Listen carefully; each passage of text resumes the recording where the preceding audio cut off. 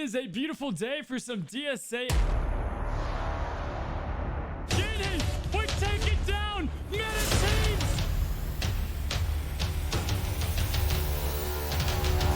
Hold on, everybody!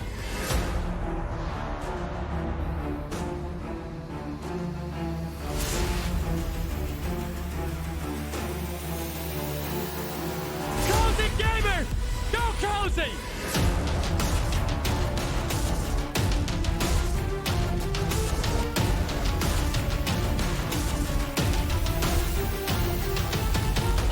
Baby! Woo! How are we doing today? And welcome to the first ever Character Spotlight Saturday series, guys. We're gonna be having this weekend series each and every week, highlighting a new character and talking about tips and tricks, character ability priority, and just what teams they fit in general. My thoughts on the character. We're gonna hopefully make our way through most of the characters within DSA, and we're gonna start today with one of my personal favorite characters within this game, a character that got a huge buff whenever the T7.5 update came out, and yes, it is going to be Genie, my friends. Guys, Genie fits in so many different teams, whether it is Kingdom, the Oceanic Wall team with 2 tanks in the back. He can fit well with the BH36 heroes if you want to use them. And lastly, Oceanics. Genie can, in fact, really, guys, fit with any team that you plug him in with, guys. So today, we're going to talk and break down his abilities, starting with his basic attack. We've got some really, if I do say so myself, sexy footage of Genie behind us, just laying down massive damage to the enemy. So first and foremost, let's just talk about what Genie does well as a whole. A lot of people think you want to plug him with Aladdin teams, guys. Right now, Aladdin is just not up to scuff with the rest of the meta. So actually, guys, Genie is going to work with just about any team as one of the best plug-and-play characters within Disney Sorcerer's Arena. So looking at his basic attack, you've got a very hard-hitting basic, and all the Genies on the field are going to be attacking each and every basic attack, and it's going to have almost up to a 50% chance to chain to an adjacent opponent.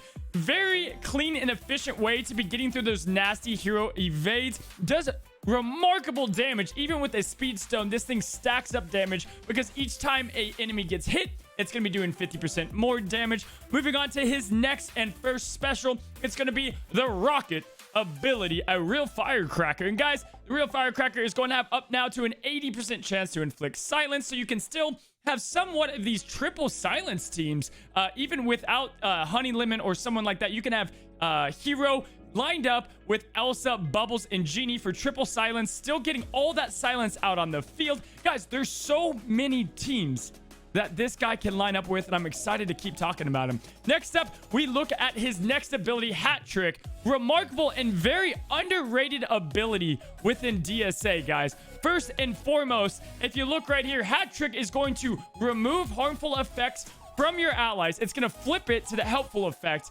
and then if that's not enough, it's going to be putting them onto the enemy and up for a chance to go on another enemy. So you're going to have 2 enemies. Let's say you have silence and stun on your enemy. You can put them, or on your ally, that is. You can throw them on over to the enemy, and then bam, the tables have turned. Guys, he just does so many things well. Both of his passives is something to highlight. Friend Like Me, very good. The fun thing about both of his passives that we're going to look at his ability priority is that neither of them really require any upgrades to be used. They're great right out the gate.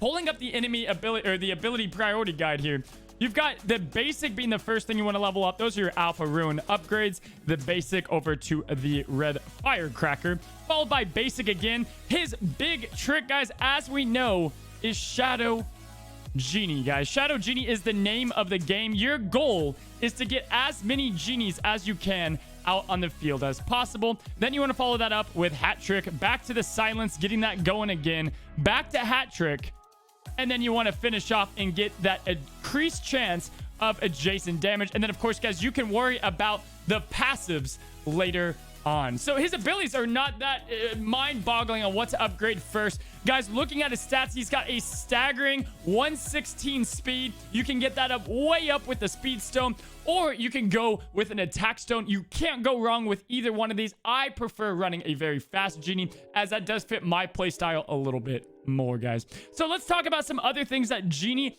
does well. Looking back at this battle, he is actually able to, and this is a little bit of a sneak preview of one of the best teams that I have been able to counter, the BH6 Super Silence teams, and Genie is a phenomenal part in it. And the reason why is they've got to focus Genie, or else he's going to be giving invincibility to the first person that dies, so that's going to protect you a little bit. We're gonna have a whole video, guys, about Fred being a great Baymax replacement. We'll get into that in probably the beginning of next week. However, Genie can just do so many things well. As you can see in this battle, he's gonna be helping out his team so much. But again, if they don't go after Genie, he's just going to either be removing harmful effects. He has so many different hands that he plays a big role in. And that's why, personally, Genie, in my opinion, just does so many things right, guys. So at the end of the day, you want to make sure you plug in Shadow with him, build up as many Genies as possible. A great team that I showed a quick snippet of is putting 2 tanks in the back.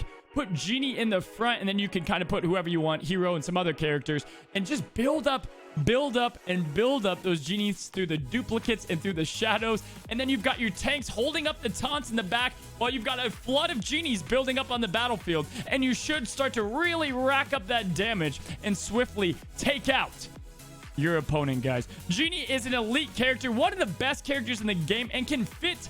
Yes, he can fit in the meta against a full T17. Guys, this is Anna, Elsa. These are T7 characters that we're taking down with no problem, guys. So that is the main bit, kit and caboodle about Genie from Aladdin, guys. My main thing I want to tell you guys is don't worry about if you don't have other kingdoms. Don't worry about if you don't have the Aladdin crew. Because of his plus 14 speed update at T7, which I am going to say T7 is one of those big upgrades to Genie for sure. He gets the speed that he's lacking. But once you have that, you can really fit Genie into any team. You can put him in Oceanics. He performs great in Oceanics. Tech performs great. Kingdom, as you know, he's going to be lightning fast and really disturbing the team. He can get a quick silence, very lightning quick silence out on the field.